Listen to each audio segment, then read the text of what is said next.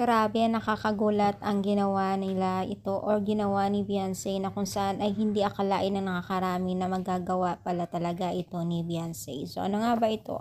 So bago natin ipagpatuloy ang ating pag-support today's video, kung bago ka pa lang sa aking channel, please subscribe po, like and pakit na rin po natin guys ang notification bell upang ma-update po tayo tuwing ako po ay nag-upload sa mga viral and trending couple or mga beneficiaries po. Alam niyo ba guys na hindi akalain ng nakakarami sa gawa po ni Beyonce na kung saan ay talagang umani rin pala ang kanyang million views po sa kanyang TikTok account na kung saan ay talagang marami na rin pong nakakahumaling kay Beyonce sa Black apps, no? Grabe guys, sobrang dami po niyang followers at hindi natin expect na ganito na pala itong si Beyonce kasikat sa mga larangan ng social media.